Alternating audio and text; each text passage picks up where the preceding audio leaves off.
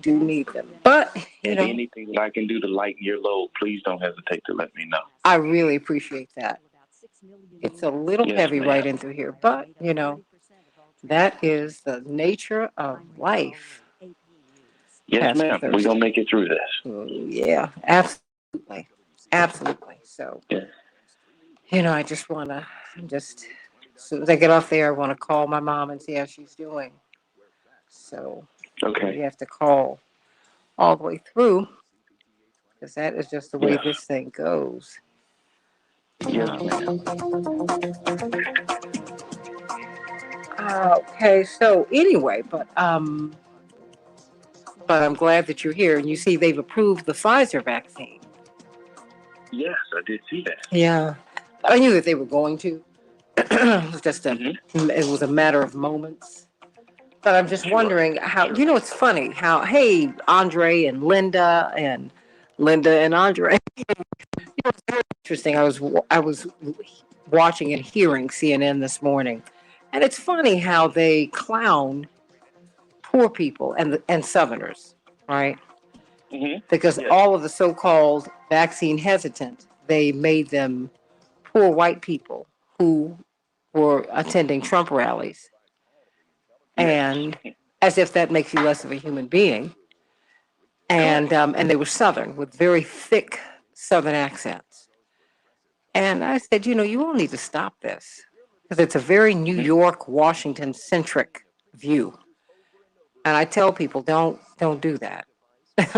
Yeah. Do not, Yeah. don't clown anyone. Don't Well, think that the smartest people in the world went to Harvard because that is not true. Exactly. That ain't true. That is not true. No, it ain't true. Just ain't true. No, no, no, no, no, no, no, no, no, no. So, Yolanda, thank you so much. Thank you so much. Everyone, thank you for your prayers. We need them and we 30 appreciate them seconds. more than we can say. Miss Carol, sending you much love and thank you. Thank you for your prayers, Carol. And Andre and Linda and Linear Bob out there in San Jose. My girl out in the Mojave Desert. It's just, the weather's crazy everywhere. It's 10 everywhere. And seconds. our children are paying a real price for it. Stand by, everybody. Yeah. You can bring it up just a bit. We can change the world, change the world, change the world. Yes, we can. We can change the world. We can change the world, change the world. This is the Santita Jackson Show. War and hate to a place of love. It's not too late. Gotta save the children. We can't wait. Let's change the world. Hey, welcome to the Santita Jackson Show. It's Tuesday, August 24th, 2021. I am Santita Jackson. It's a joy to be with you today.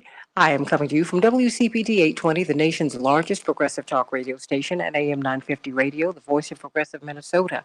I want to hear your voices today. I want you to call me, even if the line is busy. Keep trying to call and text to this number, 773-763 WCPT, 773-763-9278, 773-763-9278. GWC Injury Lawyers gives you the opportunity to text to that number. I want to hear your voices too, though. I want to hear what you think about the Pfizer vaccine getting full FDA approval. What do you think about that? Do you think this is going to push vaccine mandates? Will this empower private employers? See, the federal government won't do that, but will it empower private employers and even public employers on a state level to compel their employees and people they serve to get vaccines? How will that play out? How will that play out? How will that play out? So please call me or text me at 773-763-9278, 773-763-9278. We're going to be talking with Dr. Deborah Fur Holden and Dr. Shanina Knighton about what you need to do, some practical things you need to do to protect yourself. She got into that yesterday. Dr. Knighton, of course, she's an infection preventionist, but she was talking about the things that uh, the barriers that you can put in your nose, the mouthwash that you need to use. Oh yeah, all of those things really do matter, and your dental hygiene really does play a role in mask safety. there's a lot of little stuff that we don't know, but we will know this today. But the big conversation today is about getting back to school safely. How do we do that? We've gathered some teachers. We've got Attorney C.K. Hoffler. We've got our medical all-star panel, public health panel, Dr. Deborah Verholden and Dr. Shanita Knighton.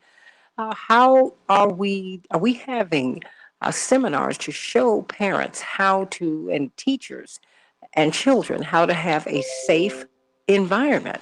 I mean, all of that's really, really, really important, don't you think? That's not happening, and we're going to have full class sizes. How is that all going to work out? Let's talk about it, everybody. But first, let's get to some headlines on the Santita Jackson Show in Chicago. We're going to have a high of 89 degrees, partly cloudy. Minneapolis, St. Paul, 84 degrees, isolated thunderstorms. The Dow closed up 215 points yesterday, and the Nasdaq closed up 227 points. The S&P 500 closed up 37 points. But we had quite the day in baseball. The Cubs played the Rockies. The Cubs were triumphant, 6-4. They'll be playing them once again today. But the White Sox fell to the Blue Jays. Blue Jays 2, White Sox 1. They'll be playing again once again today. And the Twins will be facing off against the Red Sox. Well, the big news is the FDA has granted full approval to the Pfizer BioNTech company for their vaccines for people 16 and older, paving the way for more vaccine mandates and encouraging more hesitant people to get the shot. What do you think is going to happen, everybody? Call me at 773-763-9278, 773-763. WCP2. New mandates are already being rolled out for teachers in New York City and state employees in New Jersey, the U.S. military, and will now require all service members to be vaccinated. Now, remember, they had a very, very high number of service members who were refusing. How is that going to play out? The daily pace of vaccinations in the United States has been over 400,000 persons every day through August, and Dr. Fauci says that if most eligible people get vaccinated or get those shots, the U.S. could have control of COVID-19 by the coming spring in 2022. Well, the answer is no. That is what the Taliban is saying. They've rejected the idea of the United States extending an exit deadline. Indeed, their spokesman, if the U.S. or the United Kingdom were to seek additional time to continue evacuations, the answer is no. Or there would be consequences. They have characterized the August 31st date, which is a week from today, as a red line. And their spokesman said an extension would mean the U.S. and its allies are extending the occupation. This will create mistrust between us, he continued. If we occupy your country, what will you say to me? Maybe I killed your people in your country. What will you say? I think our people suffered a lot, bloodshed, destruction, everything. But we say the past is the past. Past is part of our history. Now we want to focus on the future. As they said, an extension past the August 31st deadline. They said the answer is no. This comes amidst this news from CBS News and NBC News. The majority of Americans are clear that the war in Afghanistan for 20 years was not worth it.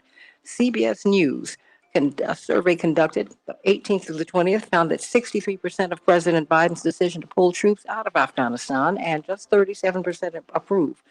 A separate poll from NBC News conducted the 14th through the 17th of August, when asked if the war in Afghanistan was worth it, 61% said it was not, compared to 29% who said that it was. There is an interesting study, everybody. Well, I'm always digging, trying to find things for you. Once secret prices are now exposing the irrational, they're calling it, and cruel nature of the U.S. healthcare system. This was exposed in reporting from the New York Times. Of Mississippi, for example, at their medical center, a patient with a Cigna plan can expect to pay $1,463 for a colonoscopy, while someone with an Aetna insurance plan will be charged more like $2,100. An uninsured patient, however, will be billed for $782. What do you think about that, everybody? Why are these prices so wildly out of whack? Now, right-wing Democrats are beginning to cave as progressives are holding their ground on the reconciliation vote. An effort by 9 conservative House Democrats to force a quick vote on a bipartisan infrastructure bill reportedly began to collapse over the weekend as progressive lawmakers and Speaker Nancy Pelosi made clear that they would not allow the legislation to advance until the Senate also passes a sweeping reconciliation package, a centerpiece of the Democratic Party agenda. Amid the pandemic driven surge, there's a liquid oxygen shortage. So in Orlando, Florida, residents are being asked to slash their water use, everybody, or face a boil alert. Mayor Buddy Dyer, called the situation another result of what happens when residents do not get vaccinated. They become critically ill and need dire medical support and treatment. And in order to make the oxygen, they need the water. So how's that all going to play out, everybody? There's a new bill that is proposing that the Pentagon cut their spending to fund vaccines for poor nations. And we're finding that as we're looking at this climate crisis, nearly half of the world's children are at extremely high risk of facing effects of the climate crisis. Wow. This is from the United Nations Agency for Children's Rights, UNICEF. Wow, everybody. So that's just a few of the headlines on the Santita Jackson Show, but I've got some good news from the anointed and the brilliant, the teaching pastor from the Salem Baptist Church, the House of Hope, Reverend Stephen Thurston. How are you today? I'm doing amazingly well, Santita. Always glad to be with you and your amazing audience. Oh, bless your heart. It's wonderful to be with you. What's on your mind today? Yes, ma'am. Listen, as you read those headlines, as you do every time I'm on with you, it puts my emotions all over the place. And I'm sure with life and the way life is treating all of us right now, many people can testify and say, amen. Amen. My emotions are all over the place, too. And it causes me to have a flashback. As a child, Santita, I can recall spending so much time at the playground that was near my home. And one of my favorite things to do there to waste time was to engage the seesaw, going up and down ad nauseum. I'm sure that I got on my parents' nerves. I want to go to the playground and then see me spend all of my time up and down on that seesaw.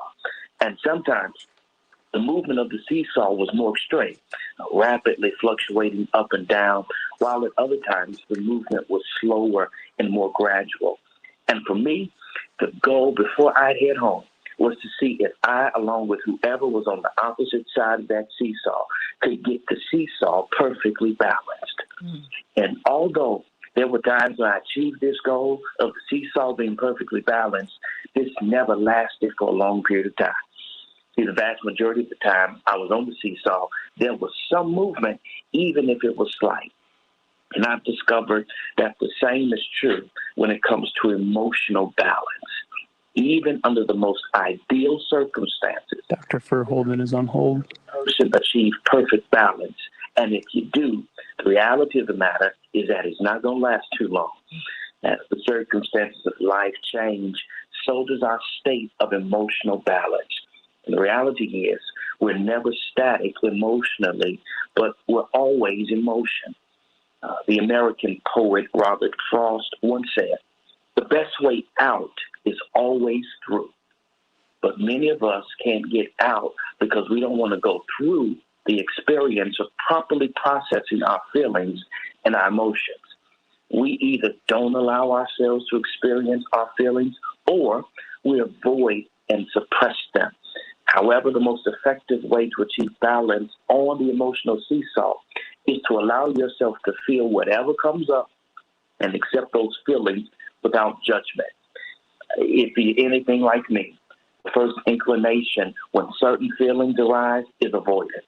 But I've lived long enough to discover that this option does not work. And here's why. Because pain is an inevitable part of life. It's an essential element of being a human being. But here's the positive key. Here's the good news.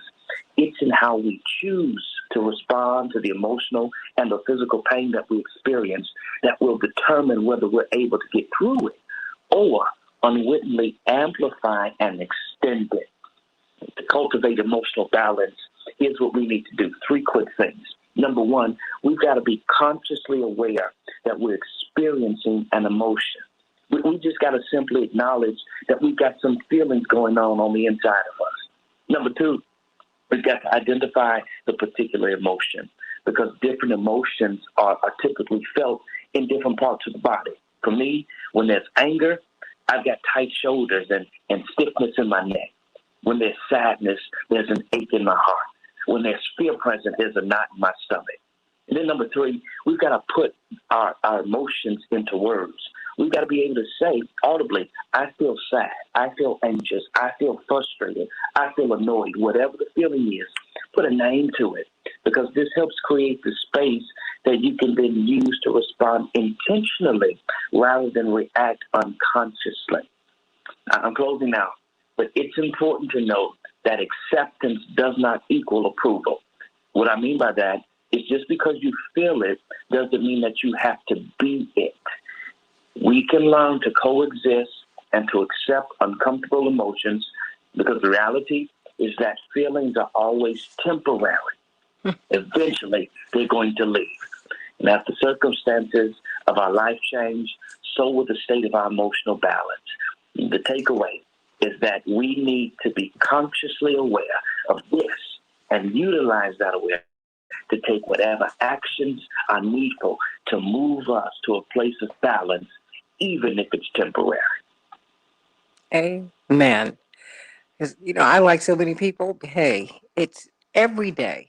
Every day it's something new. And even you don't even get through the day. But you really do have to just That's go right. on and acknowledge, this is tough, Yes. or this Yep. feels good. Everyone, that can't be a secret. I'm having a tough morning. I had a tough one yesterday. I had a tough one for a few days. It's been a tough period, quite frankly, because I've buried, there was no one closer to me than my best buddy. But that having been said, you got to keep on pushing through. That's what did you say? And my grandma Helen, God rest her soul, said, "Baby, if you can't take it, you can't make it." Boom. That's it. So thank you for that. But put a label on it. You and I have talked about that a lot, Pastor Thurston. Yes, Putting a ma'am. label on it. It's like, Yes, look, ma'am. no, just go on, say that, because we swallow our tears so much all That's day, it. every day. And it is, Reverend, I know I've been doing that a lot. I didn't realize how practiced I am at it. Yeah. And then we begin to compensate in a lot of ways, many of which are not healthy. First of all, you put a burden on Not your own healthy. heart, right?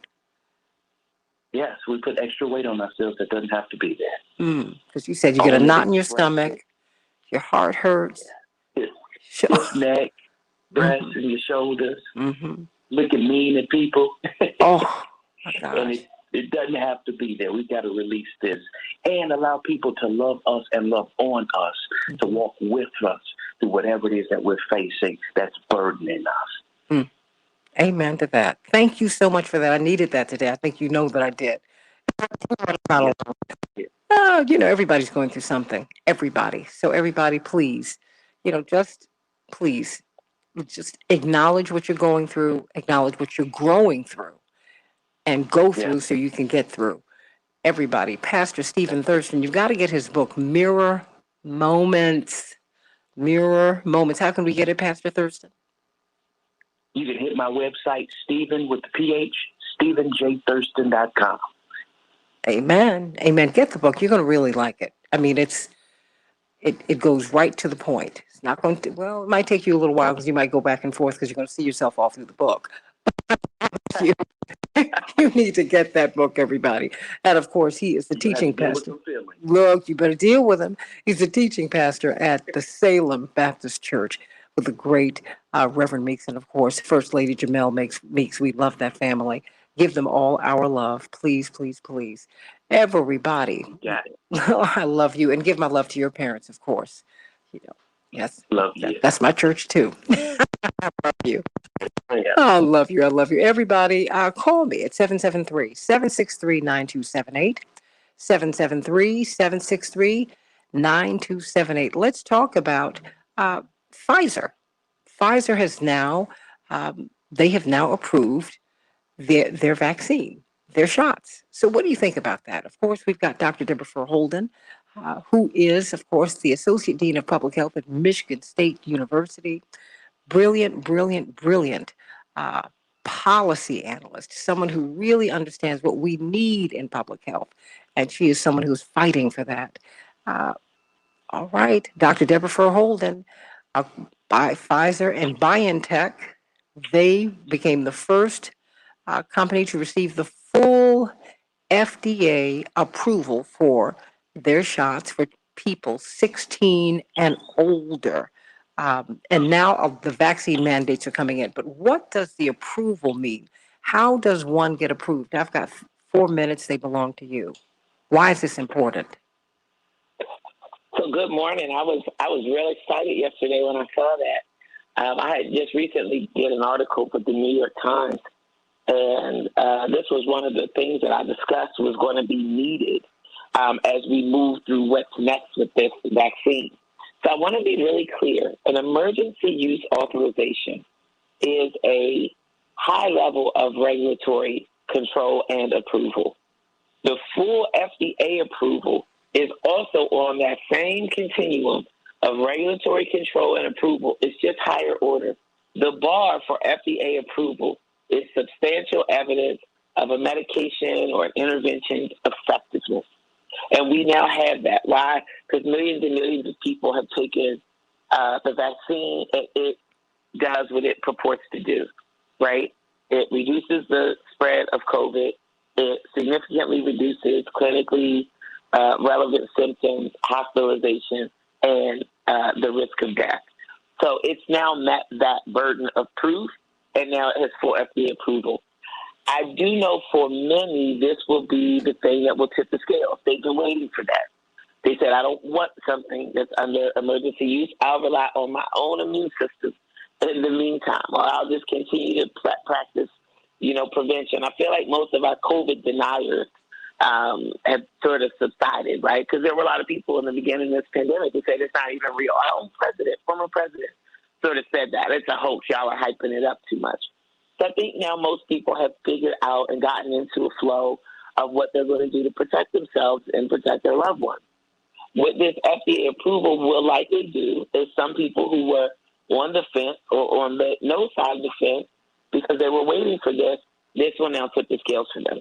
What we have yet to figure out is will that change, any kind of culpability or responsibility if somebody has an adverse or severely negative reaction. We'll have to see, because I think that'll be needed for some people. It will go miles to just restore their trust. Well, but that was something. But remember, in 1986, well, I mean, you might not remember because you were so young then, but under the Reagan administration, they absolved these companies of culpability for vaccine injury and injury from medicines. That's, been the pushback that a lot of people have about a lot of stuff, right? You can't sue these companies now. You absolutely can't sue them because they were in real financial straits back in the. And so the Reagan administration saved them. They saved a lot of corporations. But I have a very quick question for you from Paula. I've got about a minute before we go to break. She says, yes, they've given this Pfizer full authorization, full approval, but Pfizer isn't as long-lasting and effective as Moderna. Can you speak to her on that? Well, I also want to make sure that people put things in perspective. Okay. The flu shot is only good for a couple of months. Okay. Right? So I just don't want people to have some bar on these COVID vaccines that they don't have anywhere else. The relative difference, which we're really just honestly beginning to understand that, is not that great. And even still, if the medication and the vaccine does what it claims to do, that's the thing that's really the most important. It's not an either or. You have multiple medications on the market to treat hypertension or, high cholesterol and things like that. And we should have that. We should have options. And we should have variety. What I think will likely happen is this will very much look like a flu. We'll see ebbs and flows during particular seasons, and the vaccine will be coordinated in time to coincide with that season and provide people with the maximum protection to get us through that season. So I wouldn't worry about that, and it won't change that, getting vaccinated will still provide protection. And, same way we now have a third shot that's approved for or emergency use authorization. Let's be clear. The third shot is under EUA for people who are immunocompromised. And then there's just a whole bunch of people among us who decided they're getting the third shot anyway and just went to a place and said, I haven't been vaccinated yet, and went on ahead and got them a third shot.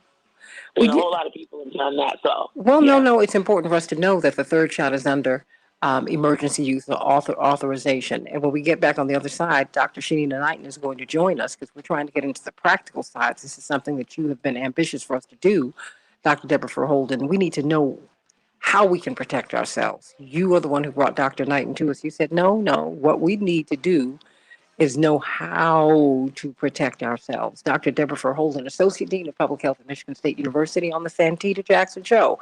How do we protect ourselves, and how do we return to school safely? More of the Santita Jackson Show in just a few minutes.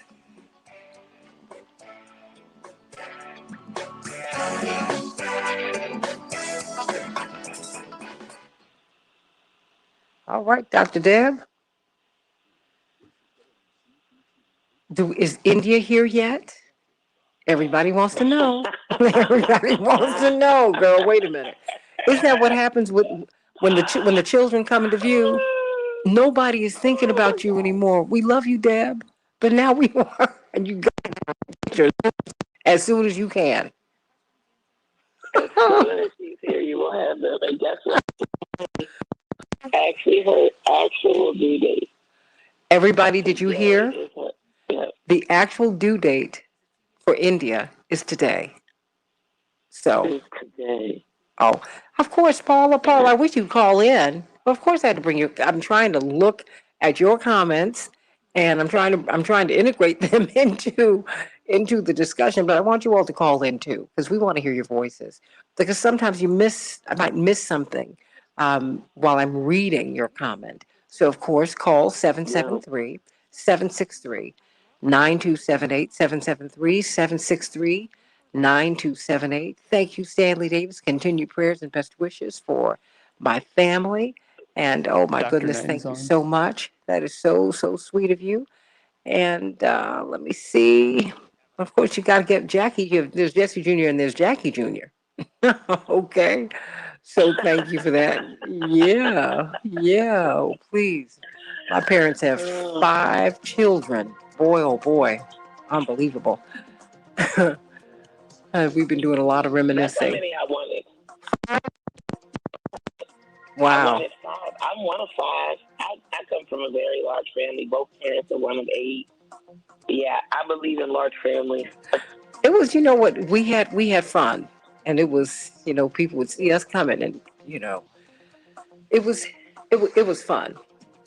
And, it is fun. I mean, it's a lot of people. It's, and of course, my brothers are all, well, Jesse is divorced now, but they've all been married and they all have children. My sister and I haven't been married and we don't have children.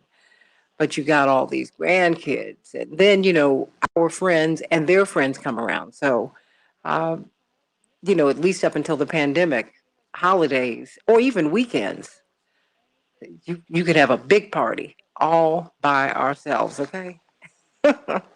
Oh boy, and I really, miss that. When we get together now, we're masked up and physically distanced. So but it's a lot. It is a lot. Of course, you're distanced. I mean, you're, of course, masked up until you start eating. Ooh. But do we have Dr. Knighton on? Yeah, she's on. Okay. Yes, I'm here. Okay. Well, we have got your Dr. Deb with you today. We're waiting for India to be born. And we love Dr. Deb, but now she can step off to the side. Hey, Dr. Deb. We're waiting for India. Now, that's what Joyce said, baby, watch. Oh, wait a minute. Excuse me. Joyce said, baby, watch. Come on, India. Too much in the air. Love you, Rhoda. Oh, and Joyce, you said you love your large family of 9. Good grief. You got a baseball team down there in Memphis. Oh. I remember when my mother told us that she was going to have another baby. We looked around, we were like, there are already 4 of us. What? 30 seconds. Where they gonna sleep? Somebody's gonna have to give up a room. What? Huh? Oh boy, but when she came, it was so much fun. It was just babies just change everything. They really, really do. They really, really do. And we One all got a second. chance to enjoy Jackie, that was a joy. That was a joy. Stay right there, everybody. Thank you, Jean. Thank you so much.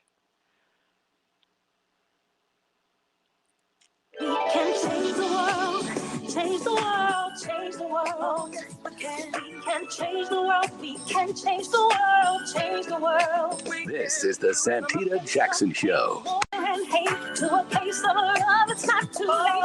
Gotta save the children. We can't wait. Let's change the world. I am breathing. Hey, everybody. Welcome back to the Santita Jackson Show. It's August 24th,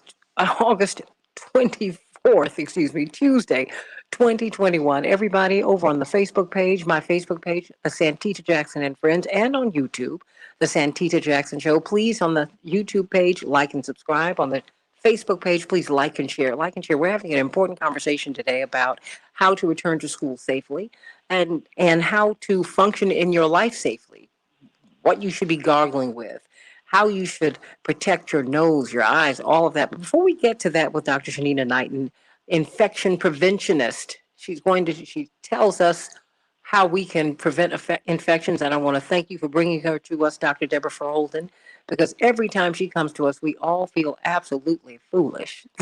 We think we are doing the most and we are doing it wrong. But you said something that everyone needs you to clarify. You said while the Pfizer BioNTech vaccine has been approved, the third shot, the booster shot, is under emergency use. Please explain. What does that mean?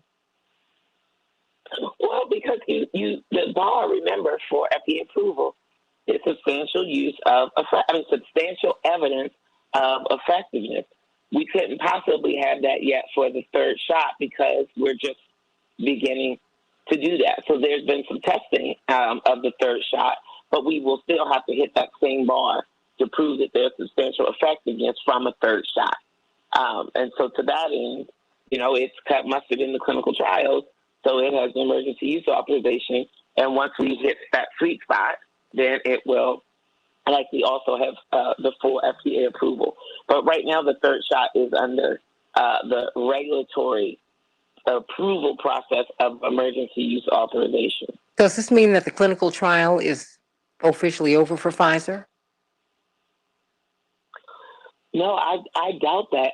They will likely stay in clinical trial testing because you got to think they're also now going to be fashioning new vaccines based on the more current strands of SARS-CoV-2. So no, we will likely be in clinical trials mode for many years to come. Okay, just needed to know.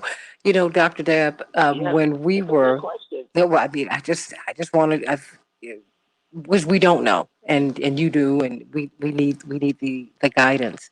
When we were talking yesterday, Dr. Deb, we got into, we got into just how to protect yourself. And in fact, when you brought Dr. Shanina Knighton to my attention, one of the first things you said was she's an infection preventionist.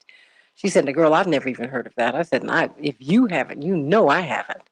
And she has given us so much information, and you were so eager to have her be a part of the show, and I want to thank you for that. We all do. We're all grateful to you, Dr. Depp, because you've brought so many wonderful resources to us. But she was talking yesterday about things that we can do, mouthwashes we can use, uh, just how we can protect our noses, nostrils, and things like that. Help us, Dr. Shanina Knighton from Case Western Reserve University. Of course, she's a research scholar there. She's a registered nurse, but she's an infection preventionist. And you all wanted her to come back today to talk about how we can prevent infection. You mentioned a mouthwash. You mentioned something that could be a barrier in our nostrils. Please begin. Good morning. Good morning. So first and foremost, I want to, just remind everyone that when we're talking about everything right now that's in emergency use authorization, we're talking about ways in which we are studying things in order for them to be able to prevent the spread of COVID. And so one of the things that I know that's maybe not talked about as much, but I would encourage people to look up, is the use of chlorhexidine gluconate. So it's called CHG, against COVID-19. Now, what's interesting is we typically at the doctor's office will get CHG when we are getting ready to have some sort of mouth procedure or just operation just in general, okay? And so there's work that's been being done since last year to just look at how effective it is against that. Now, what we know for sure is that mouthwashes, speaking of the CHG, as well as the betadine, which are both right now up under testing in multiple labs, inactivates COVID-19, some from 95% all the way up to 99% in terms of removing it. Now, for CHG, we know that in the past, like for viruses, it actually protects against the virus for up to viruses and bacteria for up to 5 days. Now, when it comes to COVID, again, when someone gets approval, chlorhexidine gluconate has been approved for use before surgical procedures, but it has not been sought after approval from the FDA for protection against COVID. However, if you've had a dental procedure, then some of us know that it works. It is something that we've been using in terms of my family to protect against droplets. So it's not meant to, let's say, if someone is infected with COVID-19, prevent COVID-19. It's not that. But if we theoretically think about the nose and the mouth, if we know that viruses, bacteria, fungus can travel by eyes, mouth, and nose, then what you would say is, hey, if I sneeze, if I cough, hence we have to wear the mask, we know that droplets can travel in and out. Those droplets then travel down to the rest of our system, and that's where it causes havoc. When you use some of these measures, it actually decreases the viral load or the bacterial load that will be in your nasal cavity, thus decreasing the risk of droplets that will come in that would live and transfer down to the rest of your system.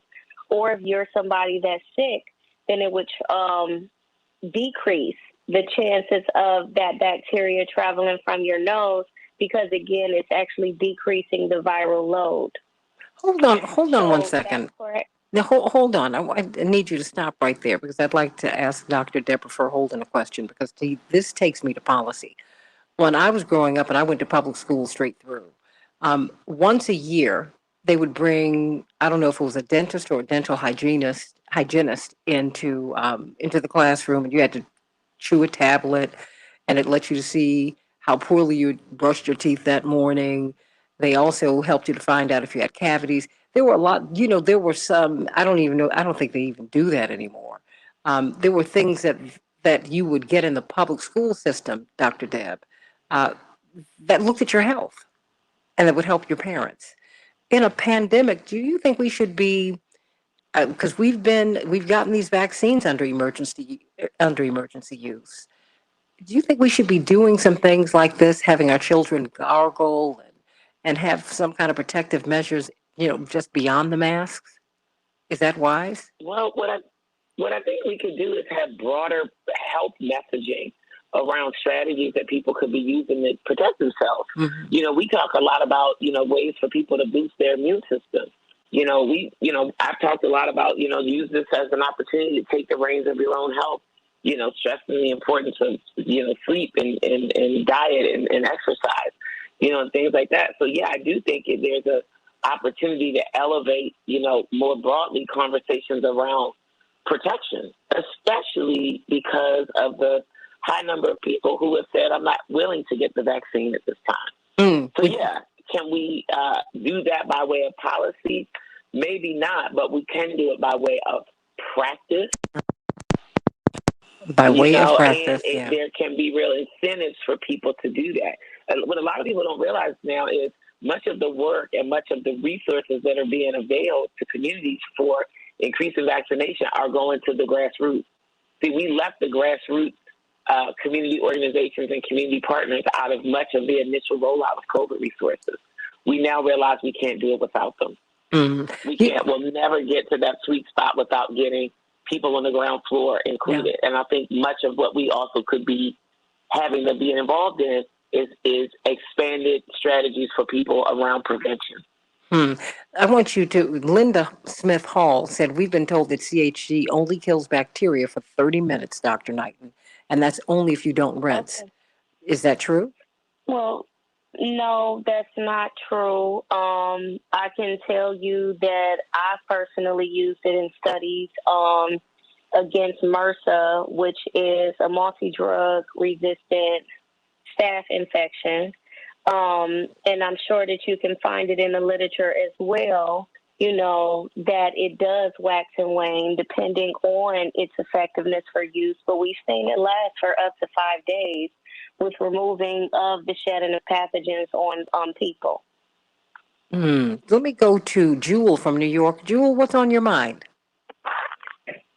Good morning, Santeeta. I just wanted to say good morning. Oh. Since you hear my voice, and let you know that my thoughts and prayers are, of course, with your family, your father, your mother, mean so much to the whole world. Yes. Thank you, Jewel. That's so sweet of you. You've touched my heart this morning. Yes, and you're looking beautiful and marvelous as always. I'm not going to keep you because, I'm rather shy. Especially in the morning, just get Are you serious? Early for you. Get out. Shy. Action, honey. You're not shy. You're not shy. Get out of here. Yeah. That's right. You're not shy, Jewel. But I love you, girl. And thank you for the love. I love you more, and I'm going to let you go. No. Don't let me go. You just might hang up the phone, but don't let me go. I won't let you go. Okay? No, I'll never. Absolutely. Exactly. Yeah. I love my girl, Jewel. Jewel. Thank you so much, everybody. Call me at 773 CPT 773-763-9278. I want to hear your thoughts about protecting ourselves. Please continue, Dr. Knighton, because this, Dr. Deb, this is fascinating. These are things, look, I gargle with Listerine in the morning. Is that helpful? And at night and in the middle of the day. Is that helpful? So, yes, because it contains alcohol. And the other thing that we have to think about again, and we were getting into it yesterday, was just the concept of mass mouth syndrome. What is that? The fact that there is. So mass mouth syndrome is, how can I best describe it? So I think I'm going to try my best to. So long story short, there is a variety of mouth side effects or oral side effects just from wearing a mask for an extended period of time that can cause dry mouth, it can cause bad breath, tooth decay, and even gum disease, just because of how we handle the mask, meaning like how we breathe, okay? So we're typically supposed to breathe out the nose, but because some people have the mask covering their mouth, they actually breathe, meaning that they'll breathe through their mouth, and it actually causes a dryness in the mouth, and that recycled air can increase like your mouth acidity, so what's called your microbiome, and it can increase your risk, for infections or issues like gum disease. We know that, like, let's say saliva, right? So saliva is actually a very good thing in our mouth. It not only helps us to digest our food, but it helps us to keep the normal flora of our mouth and keep things moving. Dry mouth can cause bad breath, just as a result of us not having any moisture in it. When we wear masks, it actually can impact the type of bacteria that's allowed to grow up in your mouth, including plaque buildup. So these are things that happen as a result of, one, let's say us wearing dirty masks as well and not changing them out, which means that we're more prone to an increase in bacteria. For kids, I know kids that actually chew on masks. So I was one of those kids when I was a kid that used to chew on my T-shirt. And so now, because the mask is right there, then you're actually finding that more children are chewing on masks. And so ways in order for them to prevent that would be oral care, would be making sure that they're keeping their breath fresh between cleanings, and actually making sure that they're keeping an eye on their teeth and their gums. And so when you mention Listerine contains alcohol. If alcohol-based hand rub and hand sanitizer, right, can kill the virus on our hands, then I am absolutely sure that alcohol in your mouth can help kill some of the bacteria in your mouth as well as viruses. And so these are all things, again, that's advertised that theoretically, just as if they were putting these sequences together to say that, hey, these particular spike proteins being entered into the body in this way can actually stop, people from having symptomatic COVID.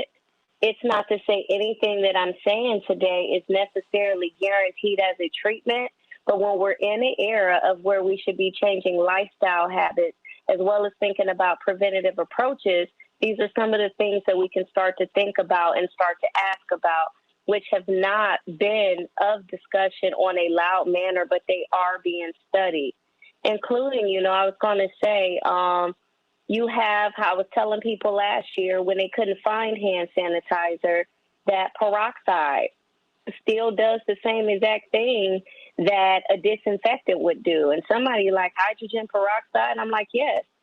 And so this is information at like the Mayo Clinic, which is well known, posted on their site about how to fight coronavirus transmission at home. And so there are mechanisms that are not necessarily out in the open or popular that we've used to kill viruses, used to kill bacteria, stop the growth of fungus in the past, that this is not too much different. Just as we mentioned before, coronaviruses in itself is not new. It's just that this just so happens to be a highly contagious strain as well as a deadlier strain in regards to what it does to the body. But the mechanisms to stop all of these things still remain the same. And honestly, that's why I've been at this work now for quite a long time. And so back to the conversation when you were mentioning about the use of mouthwash, there are advantages and disadvantages. People are reviewing not just the chlorhexidine gluconate.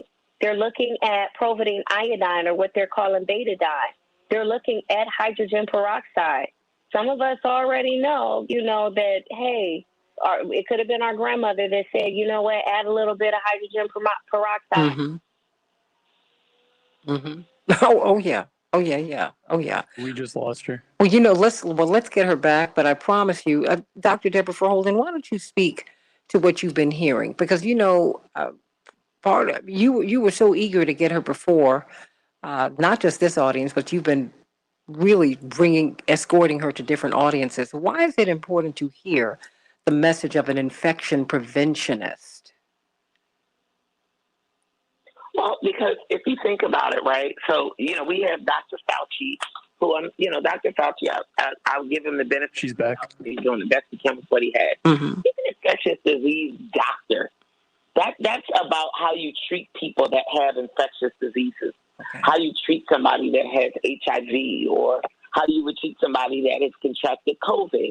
That's very different from what Dr. Knighton does, which is how do you prevent the spread of infection from person to person?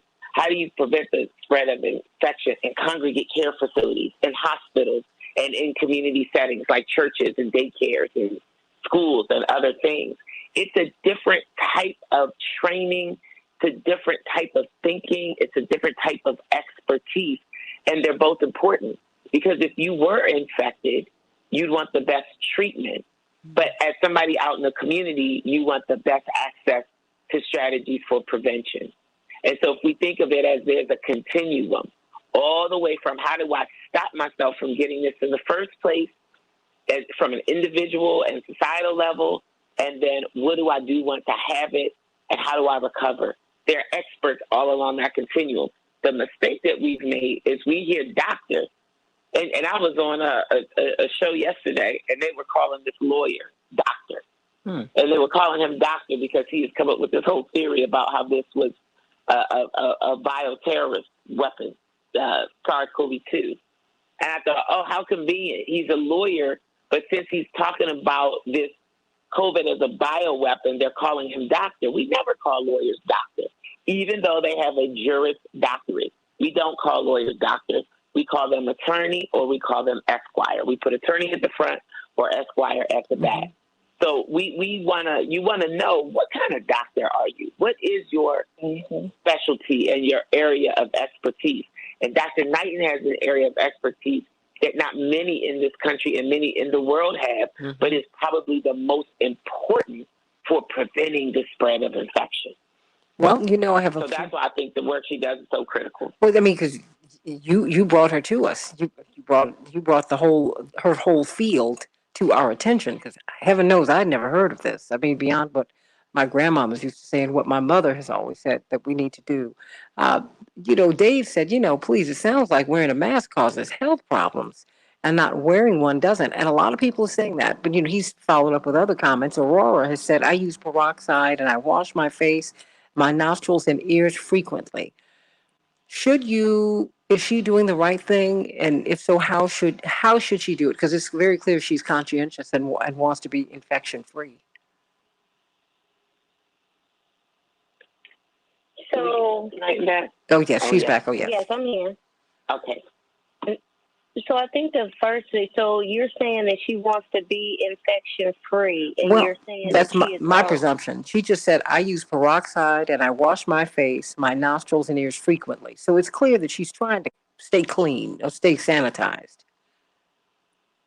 And the only thing that I would recommend to her is that if it's been working so far, then to keep it up. Oh, okay. And that's the one thing that I do want to emphasize is that it's interesting because the director for the CDC made a statement on Bloomberg, and I thought that it was profound because it was the first time recently that we actually have transparency, okay, in regards to what we know and what we don't know. And the statement that he made is that we have to be humble about what we do know and what we don't know. And this is from the former director of the Centers for Disease Control. He said there are a few things that we can say definitely. One is that this is a hard question to address. So this comes at a point in time of like where we should be thinking about strategies, okay, that can help keep us safe. Now, there was, for example, a study back in Japan in 2002 where they gargled with betadine multiple times during the day just to make sure that they can actually decrease their chance of having a respiratory virus. Okay? And it was mentioning that even too, the fact that it has a good profile for like mucosal tolerance. Now, the one thing I can say about it is it's not good for people to have a shellfish allergy. So betadine is not good because of the iodine that it contains, the protein iodine. It may not necessarily be good for somebody that has a thyroid issue. So I'm not getting ready to say that this is the end all be all, but when we're talking about a population of kids that cannot go to school and be vaccinated, then are we thinking about other ways in which we can protect them? And that is the question that we have. When you think about, let's say, even betadine nostril spray. So there's a nostril spray, a betadine kid's nasal spray that actually advertises the fact that it is able to shorten the duration of cold symptoms by up to 2 days. 99% effective in eliminating viruses, right? So it's like, okay, when we're talking about cold and flu viruses, it didn't say coronaviruses. It's like, why are we not studying this to be able to see what it can do against coronavirus? If we've already explored that during adults, then why wouldn't we explore it during kids? And I'm not talking about us at home. I'm talking about scientists. So it just gives us a different question about what other preventative measures can be taken for individuals that are not vaccinated, that cannot be vaccinated. There are some that have bad allergies. Maybe they have this allergy and maybe it's not a good solution for them. It's just that we should be thinking outside of the box. But hold on, but that's why we need to read the labels and we need to know our allergies because, I have a friend who was ill And 1 minute. the physician recommended that she have something that had an over the counter that had magnesium. Fortunately, our mutual, a very dear friend of ours read, wait a minute, do you see magnesium's in here? They said she's got a kidney problem. She shouldn't have this. Whoa. We really need to know. So before there's stuff that you need to know. And when we get on the other side, we've got to talk about how we can get our children back to school and the staff, the teachers, and everybody who works there. How can we get them back to school safely? What do we need to do? What do we need to do? Because the classroom sizes have not been contracted. They're going back to what we had before the pandemic began. Is that safe? What can we do to stay safe inside of these schools? More of the Santita Jackson Show. Call me at 773-763-9278, 773-763 WCPT. And what are the legal culpabilities? So much to talk about. Stay right there. More of the Santita Jackson Show. Just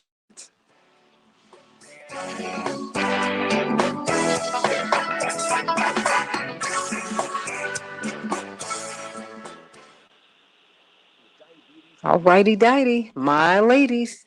Ooh. Okay, Dr. Deb. Yes. Yes, ma'am. Okay, I'm going to call you right after the show Okay. because I want to make sure that we're going to follow up. But thank you all so much. Everybody's on this India watch. This is the most precious thing. I don't even In Deb. the nursery, too. I'm in the nursery. I'm gonna take it is the most beautiful room in my house. The color, it literally, when the doors open, it brightens up even the hallway because it's this beautiful soft pink and the light comes through the window. It is just the most beautiful room, and it's got this artwork up, and it says she believed she could, so she did. It is just a gorgeous room. And you know what? And now you can't even imagine your life without her, and she's not even here yet. I know. Well, hopefully tomorrow. If she don't come today, they're going to induce my daughter tomorrow at 7:30 p.m. So I'm not upset with that, but it's not my baby. So tomorrow or the day after, we will have a baby for sure. Wait a minute, it's not your baby. Yeah, right. My father said, you know what? Before you got here, people fought about you. Attorney Hoffler's on the line. Once you got here, everybody fought over you. He said, we had to go get you back from your grandmother's. Because my parents were in school when they had me. So he said, we had to go get you back. Because it was like, he said, at some point, your mother was trying to finish. I'm trying to finish. He said, but you felt like your arm was missing. Wait a minute. My child is here. Bless their hearts. But Dave, thanks you for an excellent show on these important topics. Thank you so much. And Paula says, congrats, Dr. Deb. All right, all right. Jewel says the stork is on the way with a special delivery. I heard that. Yeah. Now, what about Nina had a question very quickly. Hey, Attorney Hoffler, how you doing, CK? Good morning. How are you? Good. How's everyone doing? Honey, being made a fool of by Dr. Knight, and so we're trying to figure out how we can stay sanitized. No, it's not that. It's Sure, just we are having time with you. Would you tell her what about the mouthwash, what you should gargle with, and the nasal spray? Okay. That's the thing, Santita. Like I keep on, I want to make sure that I'm mentioning this. Renee Criswell's on the line. Let's say that's approved by the CDC or different mechanisms. Uh-huh. I'm just encouraging people to do their homework on doing it. The one thing I don't want to do is encourage it to be widespread use and people unsafely share the information. Yeah. So I could share mechanisms, but the one thing that I won't do is emphasize for people to take it, just letting them know that there are things that are out there, including if they were to look up nasal ointment, look up nasal sprays against viruses, they'll find information that's out there. It's just we got to do the homework. What about these nasal rinses? That's what Nina wanted to know about. They exist, and Marnie Terrain's on the line. they're not talked about in a popular manner, but they do exist, and they are there for that very reason. Okay. One thing that we know for sure is that COVID-19, when you get the vaccine in your arm, the arm, mechanism of going into your deltoid muscle then works on your system. So it works on your system. It does not necessarily mean that the shedding of the pathogens from your nasal cavity as well as your mouth cavity is going to necessarily be protected. Now, with us understanding there's a possibility of having these breakthrough viruses, it makes it even more critical that we do our best to stop those droplets that can potentially travel down from our nose and through our mouth down to the rest of our system. That's why protective measures of having, let's say, something that can protect your nose against, let's say, you being in a concentrated area. Because these are not mechanisms that maybe you have to use every day, but maybe it's something that if, hey, I'm going to this event and it's going to be crowded, then I need to. Well, look, now Dave wants to know: does whiskey and vodka does that combination kill COVID viruses? Hey, well, you know, people. That's what people. Blues.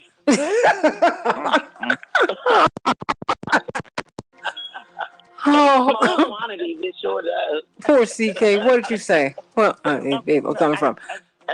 I'm sorry. Well, hey, say that, man. I'm just trying. And well, you know, before you would take a hot toddy for everything.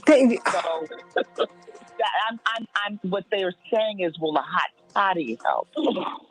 Huh?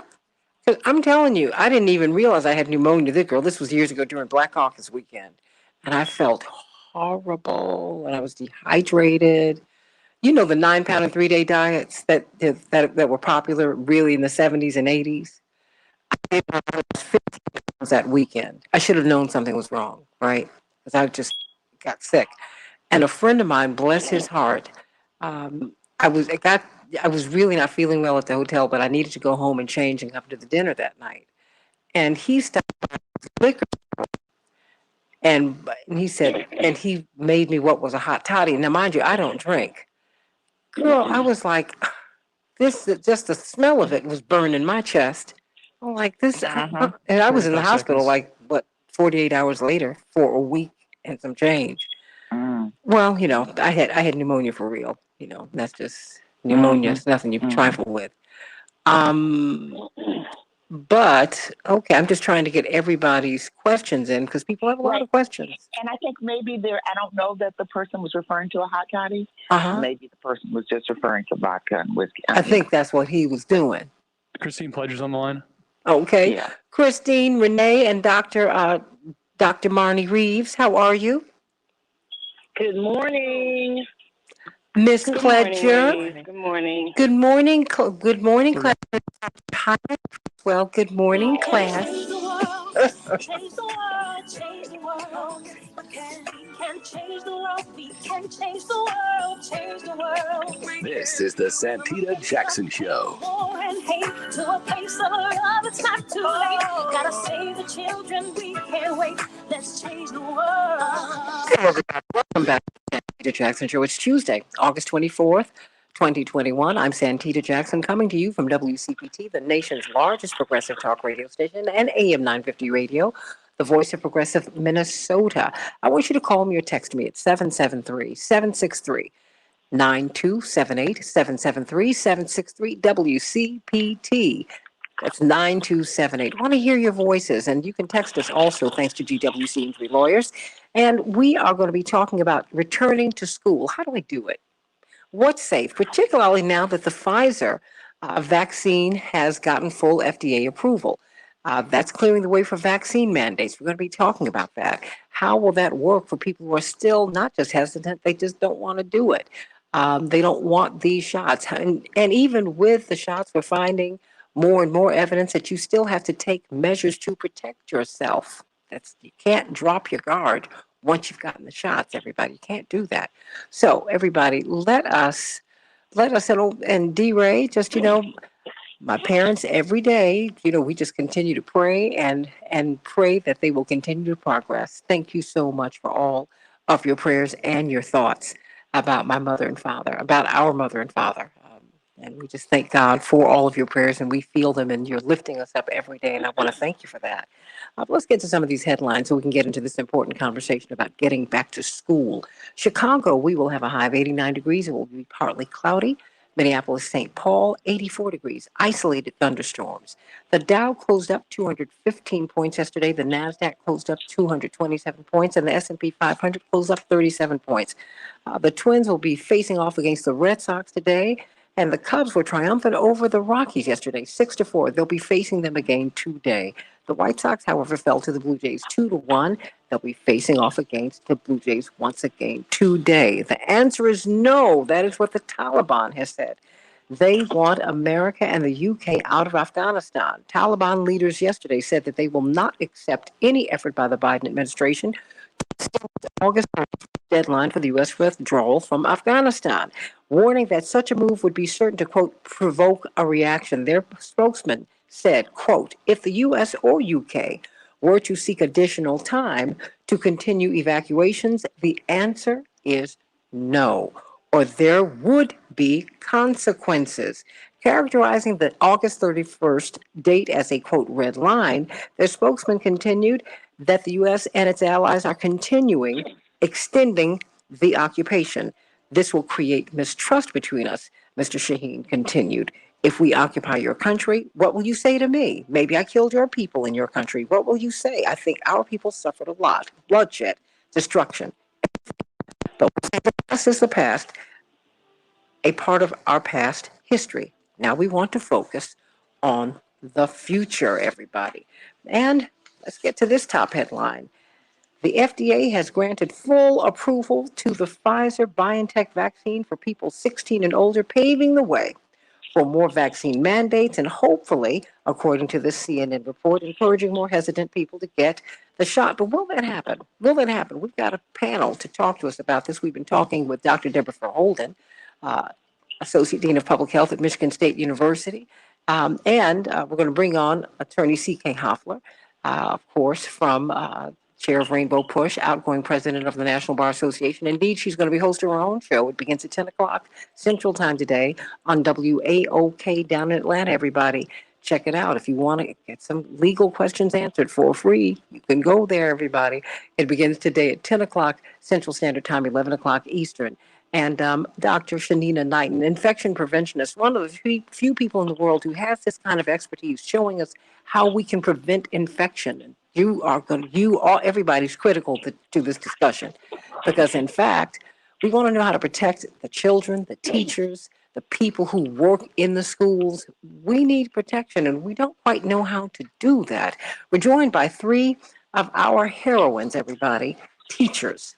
Miss Christine Pledger, veteran, a Chicago public school teacher, teaches our children. You have not lived until you see her in her Snow White costume for her children for Halloween. Ms. Renee Criswell from the Chicago Public Schools, again, another veteran teacher, and Dr. Marnie Terrain, who teaches in the New York Public Schools and in the City University of New York system. So I can hear a little something in the background, everybody. But everyone, I know you've got to leave us.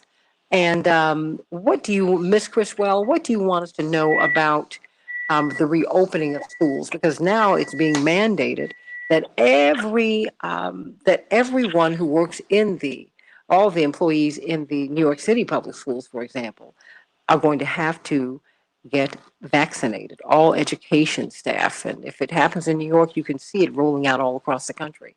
What do you think about this rollout, vaccine rollout, and going back to school? I mean, can we do it safely? Are we ready to do that? Okay. Good morning. I'm Good morning. sorry. I just got into my car to leave, so that was me making all of that noise. Don't worry about it. I want to thank you for inviting me to be your guest. I'm very nervous, but I'm very honored that you asked me. My prayers go with you and your family and Mrs. Jackson and Reverend Jackson for a speedy, full recovery from COVID. I know they're getting better. Thank you.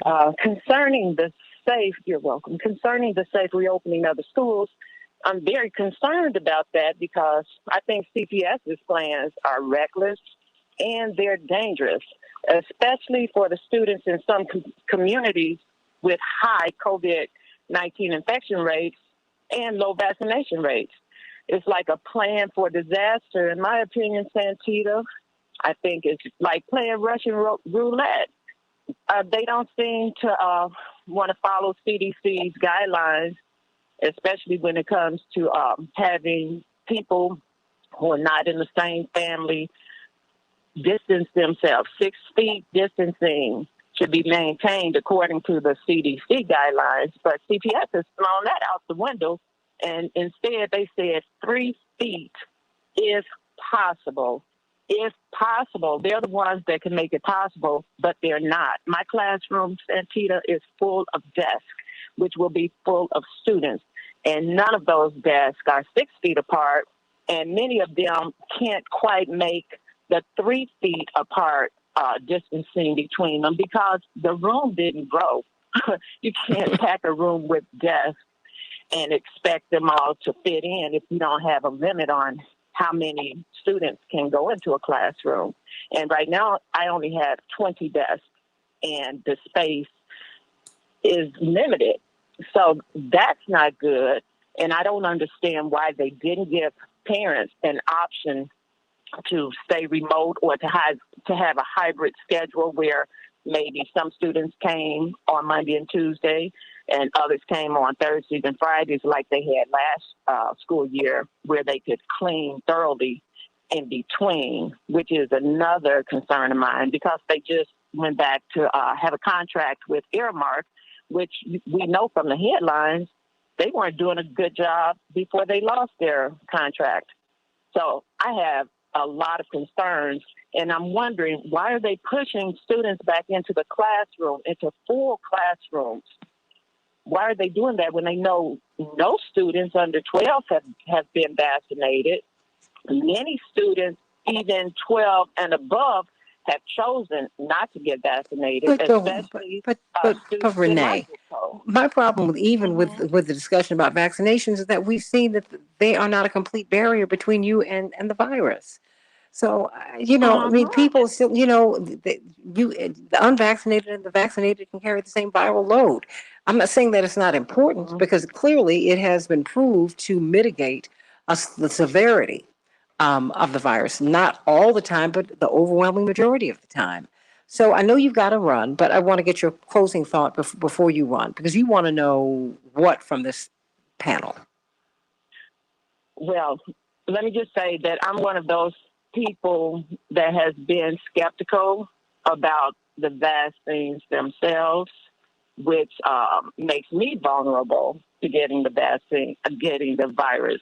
But I make sure I mask up and I wear shields. I bought shields for all of my students also. Oh. So I want to keep them safe. I want to keep their family safe. I want to keep my family safe. My concern is the push for getting people vaccinated instead of the push to keep people safe by doing things that help bring the numbers down in the spring. Staying distance from other people, 6 feet distance between people, wearing a mask, washing your hands, being vigilant against the virus before people even get the vaccine. But Santita, I looked up an article just out of curiosity. I wanted to know if any families of lawmakers were invested in these pharmaceutical companies like Pfizer. And lo and behold, this article from 2020 of April shows how heavily invested in Pfizer and Johnson & Johnson and Merck, I think it's Merck, that these lawmakers are. But and you know what? The conspiracy theorists, Well, but it's not. You're not a conspiracist. You're not a conspiracist. But I would even go even deeper. You need to look at the visitors log at the White House, okay, and the visitors log at the Department of Commerce, because the lawmakers they don't have control. They are controlled, and so we have to dig deeper. Dig much deeper. I love you, Renee Criswell. I know you're running to work today, but thank you. You put a whole lot on the line. Thank you for setting the table. Because I always wondered, thank you. Why didn't they put sinks in every classroom so kids can wash their hands? All of this Dr. Deb, just very quickly, last year, can't believe we've been doing this for a year and then some. You were expressing dismay about them about the rumblings of reopenings that you were hearing when we started opening, when we started just partially reopening. You said, wait a minute, this is too soon.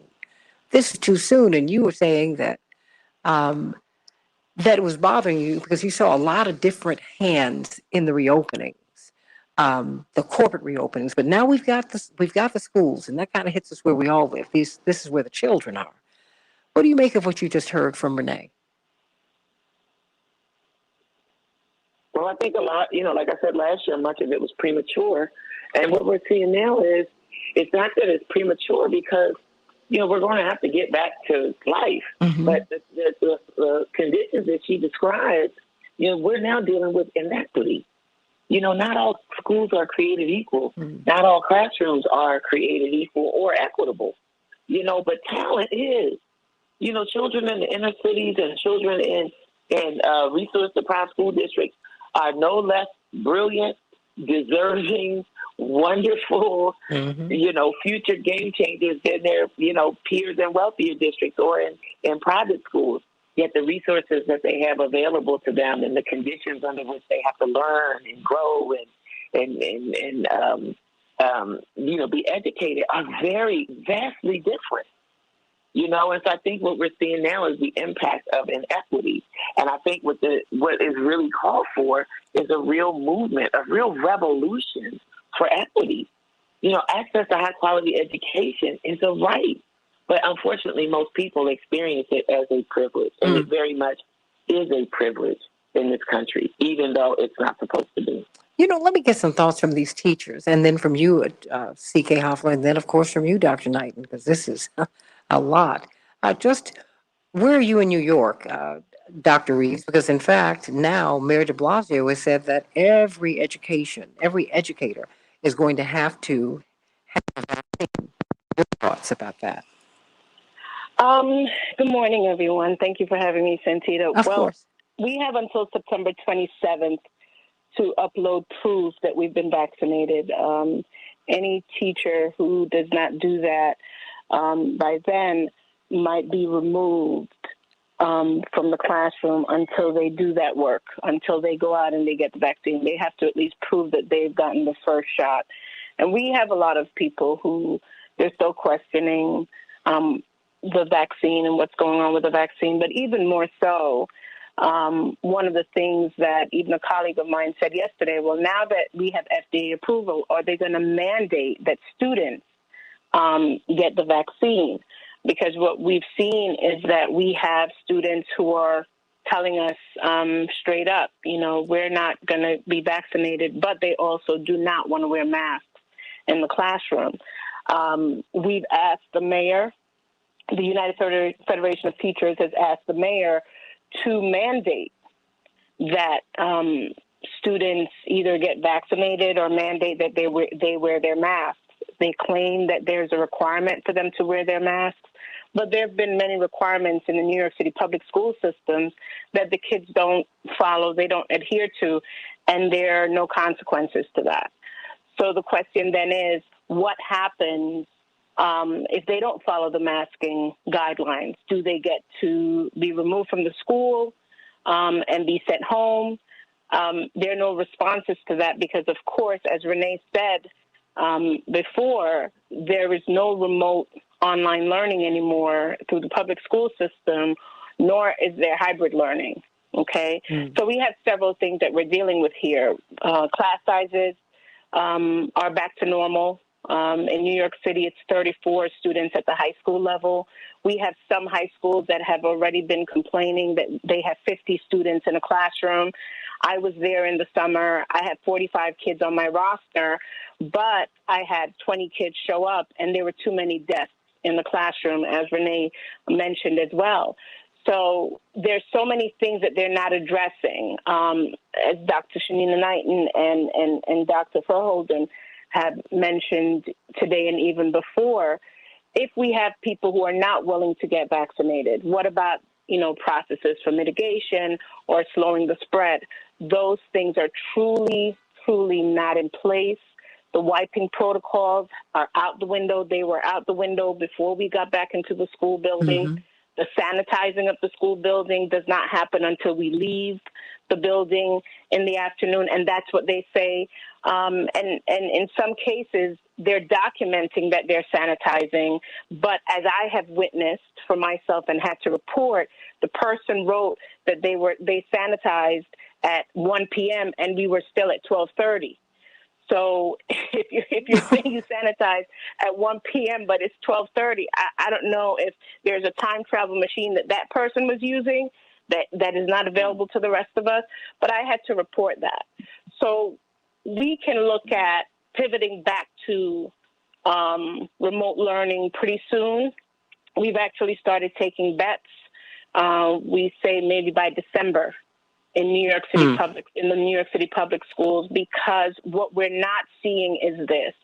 We're not seeing the leaders following any type of guidelines put forth by CDC, nor are we seeing the humanity or the thought process in place to say we have to ensure that we keep not just our students safe, yes, but the staff. And the staff is anybody who's feeding these kids, anybody who's caring for the buildings, anybody who's in the classroom educating these kids, the safety agents.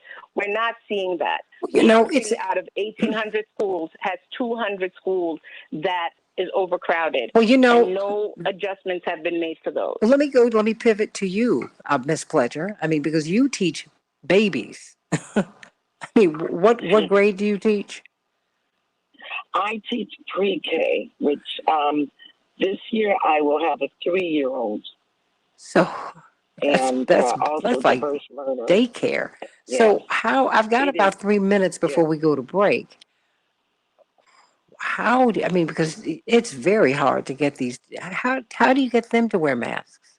I mean, what do you think of that? Can we return to school safely? I mean, just given what's in place, what do you think? What's in place right now, I would say no.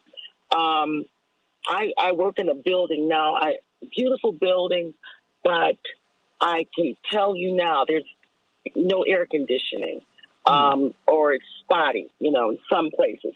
You put a baby, a 3-year-old in a mask and say, sit in this classroom, and it's too hot. It's too warm. Right now, of course, in Chicago is very humid and hot at this time. These children are coming back next week. The other part of that is there's no longer any of the safety protocols that were put in place. For instance, when your child comes in, when the scholars come into our building, we used to give them a little temperature check. I know that doesn't really tell you whether a child may be ill or with COVID or not, but that was one safety precaution that was put in place. CPS has thrown that all out the window. There's no more. We used to have rooms for children who may have been ill. All that's gone. It's as if they feel like having a vaccination somehow means that you can lower all of the safety protocols that were put in place, and as well as the smaller class sizes. We are going back in full force. No social distancing, nothing. The sanitation. Right now, I started back on yesterday. Teachers started back in Chicago to prepare and do professional development. So this is an entire week. So we are here from Monday through Friday. We only get one day to put our classrooms together. We are in charge as a pre-K teacher. Well, I think all from K through 8, we all do our own cleaning and sanitation to prepare our classroom and get them in order. We have one day to do that. The rest of the time, we are in meetings. Monday through Thursday, there are meetings. There's CPS has not given us even that much time. And some of us have been out since the pandemic started. So when you come back, there are so many things that you need to put in place to get ready for your children. And CPS does not allow for that. We also wanted to have nurses, social workers. We think about the social emotional learning for these children who've been at home. 1 minute. Who've been away from people. Stay right there. I've got Chris from Wheaton. He's a teacher. He wants to weigh in. Natalie, Anita from North Carolina. And of course, Attorney C.K. Hoffler, because I know there's a legal angle to this. And Dr. Knighton. I mean, is it safe? And I mean, Dr. Deb, I think we've got to get both of you in these schools so we can show. So there ought to be seminars, safety seminars. Like, how do you do this? How do you clean the classroom? How do these kids stay clean? There's just what we've got. I'm not going to talk about what we don't have, because we do have people right here who can give us some solutions. And what we need to do is get active so that we can put those solutions in place. We've got to enact them. More of the Santita Jackson Show. Keep those calls coming in at 773-763-WCPT. Let's get back to school safely, everybody. Let's get back to school safe. Let's get back to school safely. Let's figure out how we can do that. More of the Santita Jackson Show in just a few minutes. Oh.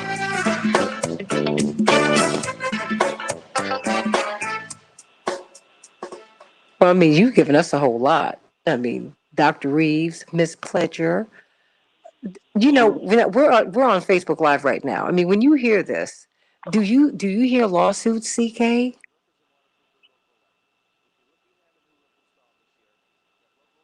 CK, you on mute? Is she there? They're still there. I'm not sure why they're not talking. Why we don't hear them? I'm sure that if I'm sure they're responding to me, but okay, I just heard someone. Okay, so that that's Dr. Verholden. Dr. Knight there. Dr. Knight hung up at the top of the hour. Yeah. Okay, can you check and see if she can come back? Right. Check. I can call her back. Okay, but I'm trying to find CK now. CK, is she there? Yes, I just had you on mute and thought I had unmuted you. I apologize. No, because I don't think I have to leave. I want to respond to what you've heard before I go to these callers too, okay? Okay. Hey, Miss Jackson. Yes. I don't. Do you want me to still call? Can you respond now, or you want me to wait till you come back up? Well, no, just because as soon as I get on the air, I'll give you about 4 minutes to respond, okay?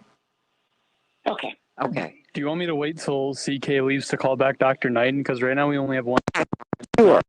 That's right. For a caller. Well, let's wait for Attorney Hoffler to leave, and then, but see if she's available. Because I was not aware that she'd hung up at the top of the hour. Okay? Okay, I'll do that right now and see if she can still talk. Thank you so much. Okay, everybody. Ooh, this is a lot. Scaled back. Scared. I mean, as a student, as a teacher, as people who work in it, just I'm like, how are you all doing all of this? I mean, because it's also even. You know, just hard schools, the vaccine, but they're not regulating that. They're not testing people to see if they're COVID-19 positive or negative, even if you've got the shots. Nope. I don't understand that. And I will say this, in terms of the schools, private schools have it figured out.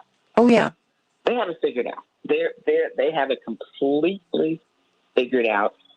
And this is whether teachers are vaccinated or not. All right, she's back. The students who are eligible are vaccinated or not. They have it figured out in the sense that they do have smaller classes. Mm-hmm. They do have mask mandates. They have an overabundance of masks for students. They even working out in the school gyms, you have to wear masks. You know, things and lifting weights, all of these things that we're concerned about, they have it figured out because the wealthier, more affluent the area is, the more hesitancy there is to submit to vaccinations and mask wearing. But even though that is the case in terms of mask, social distancing, all the other CDC protocols, they have that figured out really well. And if they have to go to a hybrid format, the kids aren't losing much because they have access to high-speed internet. Oh, yeah. They all have the latest and the greatest Apple computers that mimic and simulate classroom teaching. and the parents 35 seconds will pay for any number of tutors in every subject so that their children don't miss a beat. And those kids are going to college just as kids who have been virtually learning in public school and public schools that were already deficient before COVID, who are 15 seconds. the beginning, they're going Stand to college by. too. No, stand by. But I'm gonna give you about 3 or 4 minutes because I know number one you have another call, but you also have to get ready for your show. Hello, everybody. WAOK at 10 o'clock Central Time, 11 o'clock Eastern. Change the world, change the world. We can change the world, we can change the world, change the world. This is the Santita Jackson Show. War and hate to a place of love, it's not too late. Gotta save the children, we can't wait. Let's change the world. Hey, everybody. Welcome back to the Santita Jackson Show. We've been having quite the robust discussion about how we can return to school safely. And I promise you, Anita and Natalie and Chris and everybody else, I'm going to get right back to you. But Attorney C.K. Hoffler, that's right, Paul has been waiting for you. Attorney C.K. Hoffler, the people's attorney, she's been waiting. Everybody's waiting for you. Of course, she will be on her own radio show on WAOK, iconic radio station out of Atlanta at 10 o'clock Central, 11 o'clock Eastern Standard Time, answering your legal questions. What do you think about what you've heard thus far? You've heard from the teachers, you've heard Dr. Knighton today, you've heard Dr. Deborah Verholden talking about policy. Are there any legal ramifications here? Because in fact, we already have one of our legislators who is trying to make sure he's looking at legal liabilities. Yeah. With, I mean, are there any? There are legal ramifications to all of this. Are there legal, do parents have any legal recourse? That's a different question. But the legal ramifications are very, very significant because when you have the schools that, and taxpayers are paying for the schools, that are there to educate our children, and we are facing a pandemic. And in the pandemic, because of the pandemic, the legal question is, can our children be educated safely? What are reasonable steps for the schools to take to educate our children during a pandemic? Are CDC guidelines, federal guidelines, being followed? There are state and local guidelines. Are they being complied with and followed? Is there a conflict between what the state and localities are saying with what the federal government is saying? Well, we know that is the case when you've got the federal government saying, wear your mask, the CDC saying you should wear masks, and you have some states who are enacting no mask mandates. So there are a lot of conflicts, and each one of those conflicts have legal ramifications. But the legal ramifications amount to intellectual dialogue. Just as the bill that is being proposed by North Carolina representative, where they would limit the liability of schools and universities if children or if young adults contract the virus, limit the liability. If the schools have taken reasonable steps, that's the phrase that you hear, and that if you've ever served as a juror in a civil case, you always hear the lawyers, usually in injury cases and other cases, talk about reasonable measures. If they have taken reasonable measures to ensure the safety of the population during this pandemic, whether this population is children or young adults at universities, and if they've taken reasonable measures. And who defines reasonable? If it's a trial, it would be a jury, would be looking at that. And this is an emerging practice of law, with how do we address COVID? It's emerging, it's changing, it's volatile, every day changes. That's what's going to be the ultimate test. What steps have been taken are reasonable? It is not reasonable, in my humble impression, to have 50 kids in a classroom during a pandemic. It is not reasonable to expect that three-year-olds can and will maintain masks. I have children.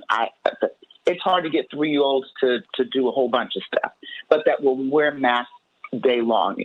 So when you have overcrowded classrooms, which if more than 10 or 15 kids in a pandemic, that's overcrowded. No ventilation, so the air is not circulating, improper masking, students refusing to wear masks, teachers who may have certain views on vaccinations themselves or masking themselves. Maybe they don't have views on masking, but there might be some who do in different areas.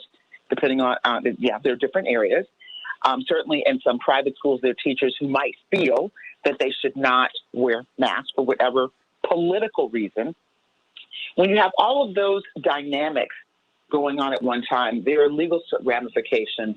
But the question for me is, what is the recourse for the parents? What can the parents do? Well, number one, it requires that the parents also observe the guidelines. So if a parent doesn't believe that it's necessary to wear masks and they send their children to school without masks and don't want their kids to wear masks, that's a problem. So the schools have to address that, number one. Number two, maybe parents, even when you have young adults, 16 and older, where the kids could get vaccinated, some schools, we are on the verge or the precipice of, I believe, a national mandate for vaccination now that Pfizer's been approved. I believe that's coming. I believe it's imminent. I think the president is setting the stage for that, and I believe it's going to happen. When that happens, what do we do with people who refuse to take the vaccination, who don't have a medical justification or a religious justification?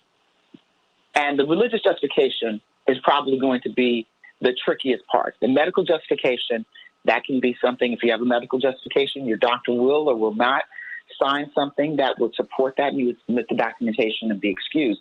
But there are a lot of other people who just aren't comfortable yet, even with, they believe that, FDA approval is a political thing, and they don't have any more certainty or feelings of certainty. So I think all of these things have political and legal ramifications. So what are the rights of the people? What are the rights of that mother who is masking, who is, the whole family's vaccinated?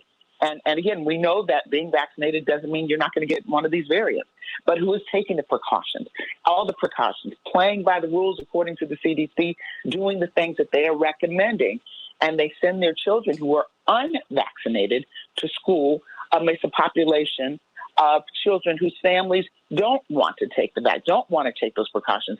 And then the child contracts the virus, brings it home, and even though the rest of the family is vaccinated, everybody gets sick. What are the legal rights of that family? And I will tell you, in my humble impression at this time, the legal rights are not as strong as they should be. And that is right there, the heart of the issue with COVID when it comes to the people. Well, And that's, I have to be honest with you. Part of what's not quite making sense to me is the unvaccinated are more vulnerable than the vaccinated. Even the vaccinated, even though they can get COVID and transmit COVID, these shots mitigate the severity of COVID upon their systems. So the people who are the most vulnerable are the unvaccinated. So I'm like, you know what? Let me get some of these callers in, because I know, Chris, you are from Wheaton and you are a teacher. What's on your mind? Oh, it's hello, Santita, and hello, guys. Hey, sweetie. Well, this is a great discussion. Momentarily, allow me to stand in agreement with everyone who's in prayer for your parents. I know that if they walk out of the hospital looking like $1 million, that's just going to be a living testimony to the healing power of my God, who's good all the time. Oh, thank you, Chris. With that being said, sorry, I'm about to have a Holy Ghost party in here over that. I need it. Your guest is absolutely right. The issue is that we have schools that are underfunded and schools that are overfunded. So there are suburban schools in America that are incredibly well-funded, well-staffed, have the economic agility to purchase cleaning supplies, to change the layouts of the schools to allow 3 to 6 foot distances in accordance with CDC guidelines. This has shined a spotlight, or shown a spotlight, sorry, Mom, if you're listening, on the unbelievable iniquity of our school system's funding. And that's why the CPS is in a much different position than some of these suburban schools that have excellent facilities, cleaning supplies galore, hiring new staff to provide whatever type of supplemental, support that they are, that they can. This is truly the issue that underpins the entire situation. And while, yes, I understand that we're talking about COVID itself, what this really brings to the forefront is the unbelievable lack of equity in funding. And this is putting children in poorer districts and districts of color in severe danger, as well as their parents and their teachers, which is of deep concern to me. So I just think that that's an important piece to this, that we can't go without mentioning is that this isn't a statement of economic iniquity as much as it is one of health and access to education. Dr. Deborah Holden, why don't you speak to that before we get to the rest of the callers? I'm giving him an amen and an extra amen on the Holy Ghost party he was having up in here. I mean, he just hit it on the head. Oh. It's true. And we can't get away from that. And so the only thing I would add to that is, so the opportunity is before us. If we really say it matters, then it's time to govern ourselves accordingly and have the actions to go with it. See, my movement for mandating equity was never about mandating the vaccine for people. Mandating equity is about using laws and policy and other kind of regulatory and legislative power and authority to level the playing field, to ensure fair access, fair opportunity, and fair play. It was never about forcing people's hands to do things that didn't necessarily serve their best interest or that they felt were undemocratic or some infringement upon their liberties. So the fact that we know now mandates are coming for vaccination, but not all the resources. I've been doing a bunch of work in prisons. They want to mandate prisoners to take the vaccine, but guess what? Prisoners don't get Tylenol. They don't get the kind of medical care and observation that you would get out in the community. So it's like you want to force the vaccine on them, but then you don't want to provide them all the other, resources and supports that they would need to safely be vaccinated. So, I feel like we're warping what a mandate is supposed to do. Mandates are designed to protect people and to serve the greater good, not to force the hands of people to bend to the will of government. Well, I think I really hope that we can stand in a joint cause to mandate equity. How about that? Make a bunch of mandates. People's equity, not a corporate one. How about that? Natalie from the South Side. Come on. Natalie, what's on your mind? Good morning, Santita, and good morning to all your guests. And yes, the gentleman was absolutely right.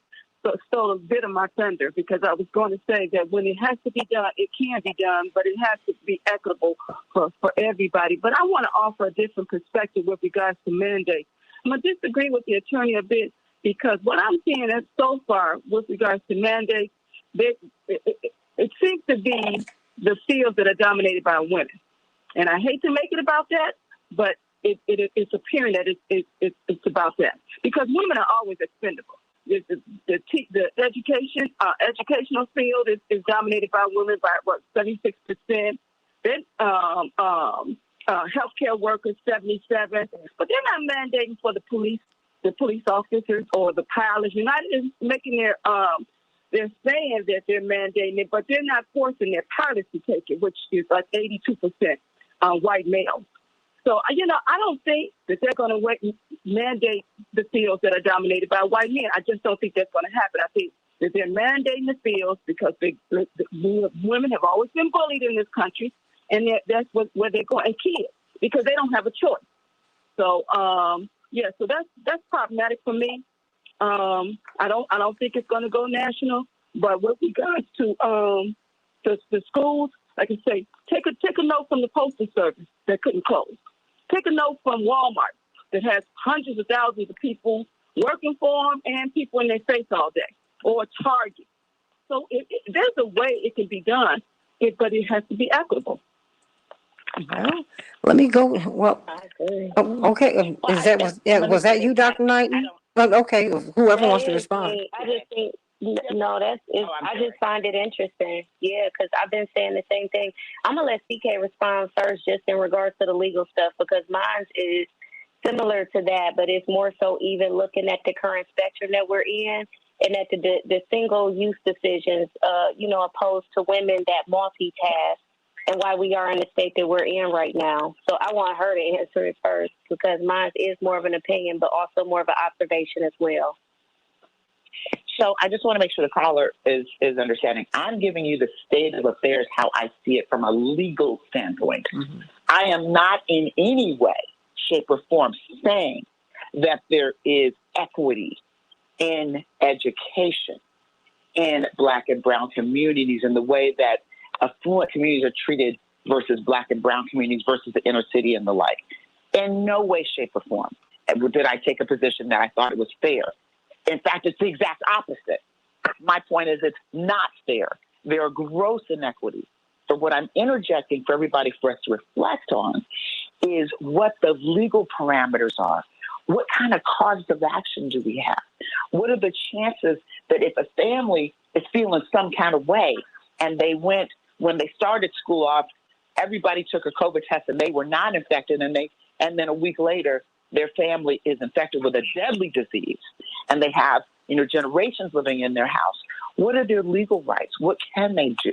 Do they have recourse against the school system or colleges, universities?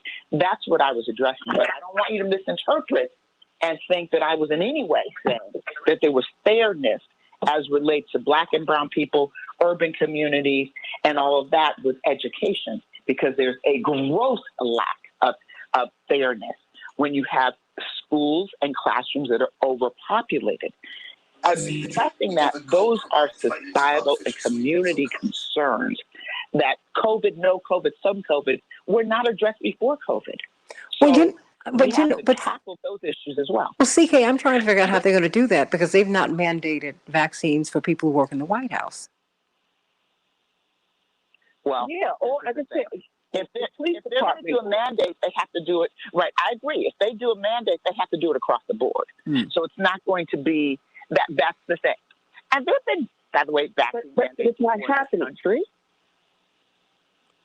But they're going to have to do it across the board because they can't just say there's a mandate for Black folk, Black and brown folk, and these fields. They can't just do that. It's got to be across the board. Now that would give rise to legal liability if they try to. Now they can make distinctions such as essential workers and all that in a tier, but that's not what I think they're envisioning doing. I think they're going to do an across the board mandate, and it's got to be across the board. But I think across the board, different disciplines.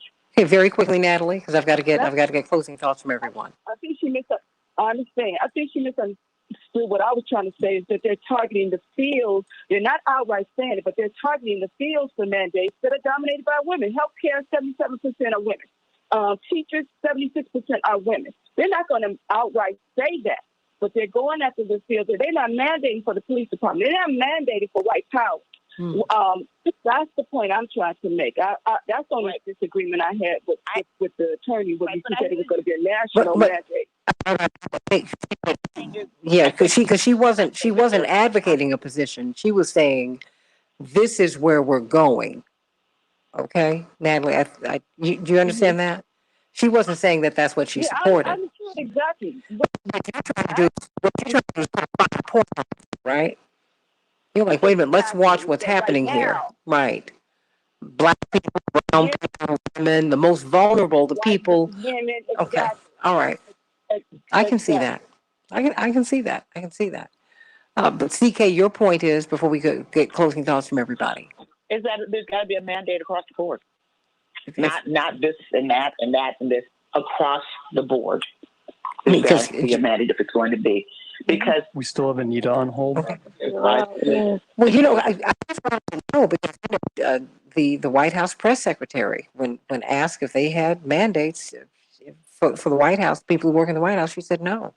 And so it's just, you got to be. But if Biden's thinking about, if the president's thinking about imposing a mandate, it's got to be across the board, and it starts at home.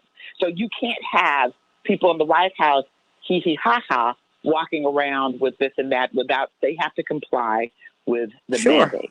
So what I'm saying is it's got to be across the board for it to be effective. If not, there will be absolutely it will have no credibility, and people will buck it, and there would be legal recourse. Well, you know what? Let me grab Anita from North Carolina. She's been so patient. Anita, what's on your mind? I got a couple minutes for you before we get closing thoughts from everybody. Good morning, and thank you so much for caring. Thank you. I would like to see Jesse Jackson Jr., who was the congressman for me for that bad, blighted area of Chicago and the suburbs, be in charge of working with businesses to make sure that the children can. Anita? She's still here, but she just stopped talking. Well, you know what, Anita, let me do this. I want to get closing thoughts from everybody because we only have like 4 minutes left. but I want to get 30 seconds from everybody, just so that I can get everybody in. 30 seconds from you, CK. You were the last one to speak. Well, yes, I want to say we have to continue to talk about these issues, Santita, every single day, and to push our lawmakers to do what we feel is right for our communities. We can't have overcrowded classrooms. We can't have schools that don't even have masks for the children. We can't have we can't have 50 students in a classroom without ventilation, without air conditioners. These are things that are impermissible, and we have to fight against that. So people say, yeah, but how do we fight? They don't listen to us. Well, the way you fight is we elect these people. We elect people. And they work for you. Our interests. And they work for you. You're paying their salaries. That's and when it comes to life and death in Santita, again, I echo what everyone says. We are praying for our leader, our civil rights icons, our people who have carried the water for us, your mother and father. And in this struggle, we must keep them at the head of this. Absolutely. Because this is what happens to the children. They're concerned about that too. Absolutely. So that's my 30 seconds. Absolutely. Dr. Reeves, 30 seconds. Well, I agree with everything that CK said. We definitely cannot have overcrowded classrooms. We definitely need to ensure that there's funding available to ensure that there is equity in all schools. And right now we don't have that. And I'm going to ask everyone to continue to pray for all of us when we return to the classroom. Some of us are already there. Some of us are going back September 8th, because our fight is not over. We need everyone to raise hue and cry and let the government know that we need smaller class sizes. We need to ensure that our children are not stacked on top of each other. We need to mitigate and end the spread of this virus. Ms. Pledger? Well, one of the things I would love to see is the city of Chicago use some of that $4 billion in federal recovery funding to give some of these schools the nurses, the social workers that they need. I believe that we could use some of that funding to make sure that all of our children are, that they are able to return to school safely, and keep our classrooms sanitized, keep everything that we need in place to roll this out as safely as possible. I think they need to really see what that funding is going for and make sure that our kids, especially in these underserved communities, are getting their fair share.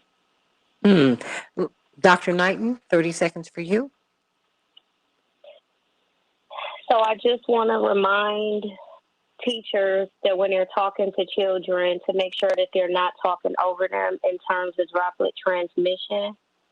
I also just want to advise, and I can talk more about this the next time I'm on, is for school systems, teachers to consider getting a small digital CO2 monitor for your classroom. It is an inexpensive way to monitor the risk when it comes to COVID-19 in your class, in that if the levels are high on the CO2 monitor, then that means that there's not enough air that's moving through the room. I know this is not something that I've brought up just yet because there's so much to be covered, but when we're thinking about risk, just as we're talking about all of these things are ways in order to be able to decrease risk, having a digital monitor and occasionally being able to check the air will tell you if you need to open up the door to the hallway, even though it may be loud, or open up a classroom window, even when it may be cold. So consider doing a digital CO2 monitor and looking that up, because those sensors can help to assess COVID-19 transmission risk when we're thinking about ventilation and air cleaning. Dr. Deb? What do we do? Because this is a policy issue. There are so many pieces to this. This is policy, it's practice, it's everything. Funny thing. People will oftentimes, well-meaning, further inequity with their well-meaning but not equity-centered initiatives. Things like, we want to protect prisoners, so we're going to mandate vaccines for prisoners, but not mandating vaccines for people who work in the prison. We're going to protect children and students, so we're going to mandate, vaccinations for teachers and staff in schools. which are disproportionately women. So you're baking into that an inequity towards women and careers that are more attractive to particular genders. Mm-hmm. See, this notion of equity and what an equity-centered approach to policy and enforcement is, there's actually real science behind it. And I just encourage people, this is more than just goodwill or people's bright ideas. The same way you wouldn't, have a non-expert, handle your medical care or 1 minute. a very expensive car. We shouldn't have non-experts creating laws and policies around equity in our country. We have experts. We need to be using them and engaging them. And we do need the laws and the policies, and we do need mandates, but not mandates to force government on people, rather mandates that protect and preserve rights for everybody. Yeah. And we can do it. We just need experts at the table. Amen. I mean, protecting corporate profits, okay, but what about protecting the people? That's what needs to happen, and that's what we're seeing. We're seeing corporations protected, but we're not seeing people protected. We've got to do right, not do better. We've got to do right. Stay right here. I'm going to get some closing thoughts from everybody on the other side on the Santita, Jackson, and Friends page as we stream and kind of move things down on Facebook. But I love you all. Thank you for your contributions, and thank you for your prayers. Continue to pray for my family as we continue to pray for and work for and with you. I love everybody. God bless you. Until tomorrow, have a great one. God bless.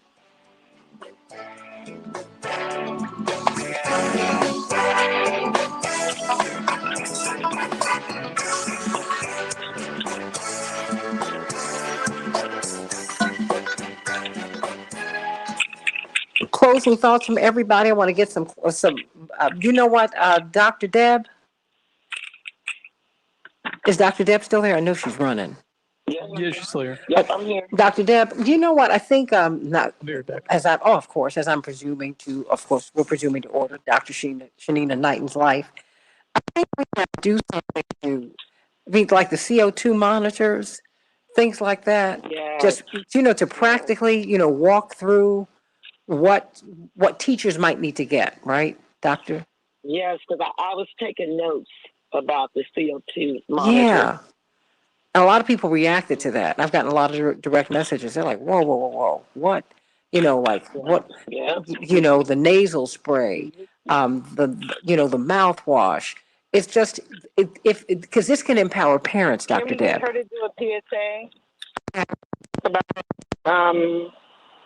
just short thing, and let's talk about it like we did with Dr. Deb with COVID last year, a special edition.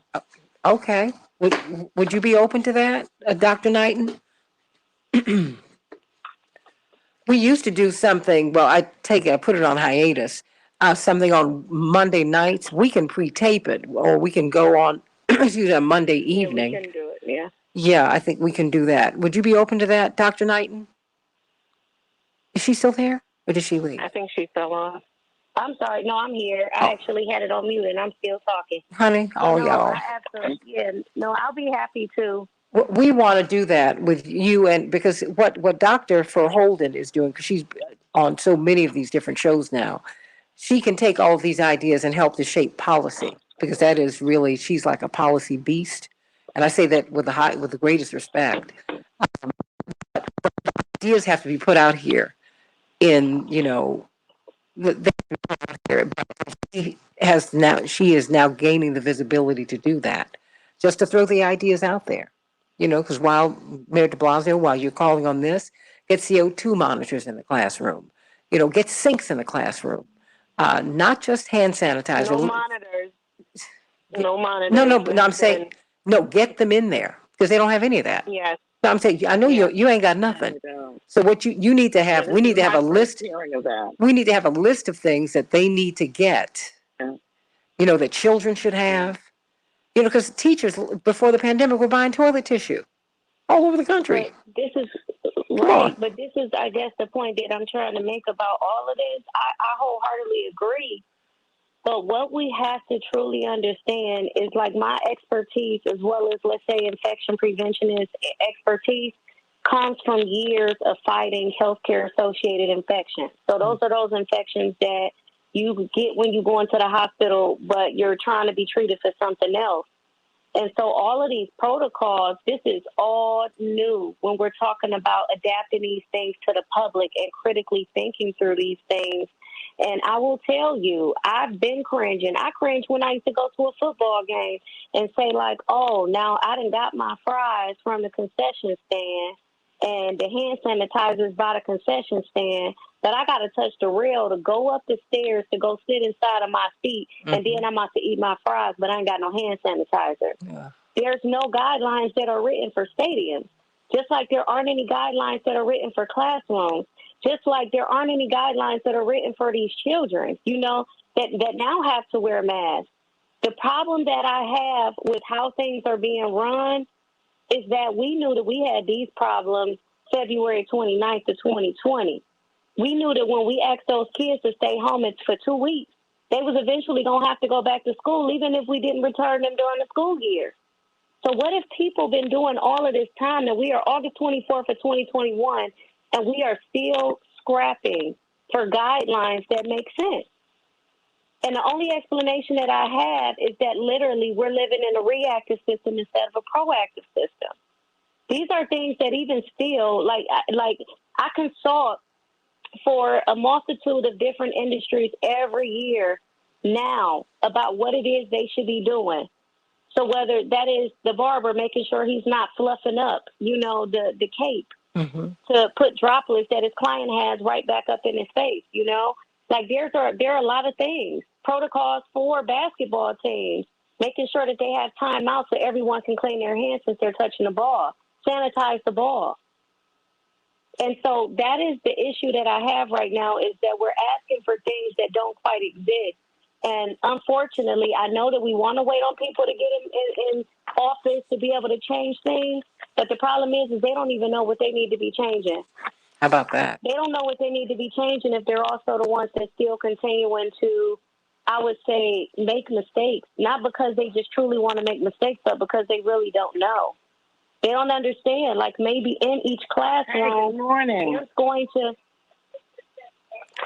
So we're going to take a picture at 8:30.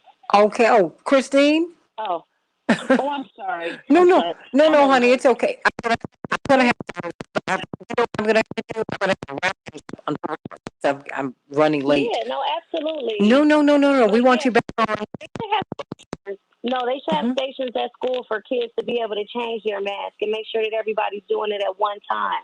But tomorrow, what we want to go back and talk through this, because Dr. Deb, I want to hear more about it. I really do. No, we've got to do this, and so we're going to dedicate the time to this. And Dr. Deb is, as she takes notes, then when she goes on Reverend Sharpton shows, you're getting a lot of compliments for that, Dr. Deb. I just want you to know you were fabulous, magnificent. Those are the things that we're hearing.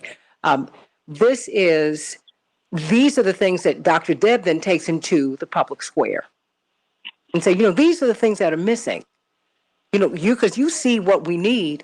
Then she takes it out there and says, hey, this policy and practices, because you deal with practices, she deals with policy. And that's what we need, and practices, and you deal with policy too. But I mean, it's just in reverse order. And that's what we need to do. So we're going to do this again in the morning. We're going to do this again in the morning because people need to know, and they need to hear it a lot, and they need to pass it to their friends. So everybody, please like and share. And we'll see you tomorrow on the Santita Jackson Show. We love you. Love you, love you, love you, everybody. And Lorraine said, wow. And Dr. Deb, wow. Yeah. Okay, Dr. Wow. Yeah. Well, Doctors Wow. That's what we're going to call y'all. Wow. Thank you all. Thank you all. Love you, everybody. Love you, Dr. Marty Reeves. All right. Bye.